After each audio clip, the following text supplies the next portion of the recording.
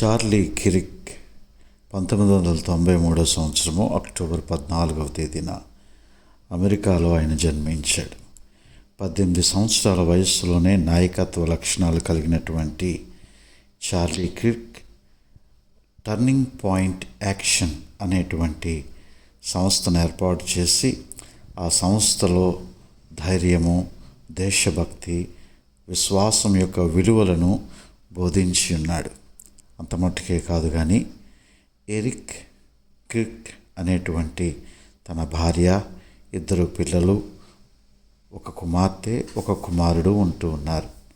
అయితే ఈయన అమెరికా దేశంలో ఉన్నటువంటి భయంకరమైనటువంటి ఆ యొక్క పాపేచ్ఛలలో మునిగిపోతున్నటువంటి వారి ఎడల ఎంతో ఆసక్తి కలిగి, ధైర్యము కలిగి, వారి యొక్క అశ్లీలమైనటువంటి కార్యాలను గురించి ధైర్యముగా బోధించి వారి పాపపు నడతలను గురించి హెచ్చరించినటువంటి వాడు చార్లీ కిరిక్.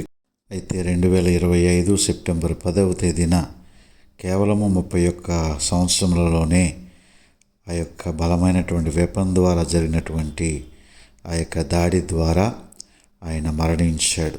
ప్రభు సన్నిధికి చేరి ఉన్నాడు. ఆయనను, ఆయన యొక్క మాటలు, ప్రసంగాలు ప్రతి ఒక్కరి హృదయంలో నిలిచిపోయాయి. యెహోవా ఆయన భక్తుల యొక్క మరణము మిగుల విలువ కలిగినటువంటిదిగా ఆయన ఎంచుతూ ఉన్నాడు. దేవుడు తన కుటుంబాన్ని, ఎరిక్ కిరిక్ గారిని, తన పిల్లలను పరిశుద్ధాత్మ ద్వారా ఆదరించి ప్రభువు కొరకు బలమైనటువంటి సాక్షులుగా వారు కూడా వాడుకొనబడినట్లుగా ప్రార్థన చేద్దాం.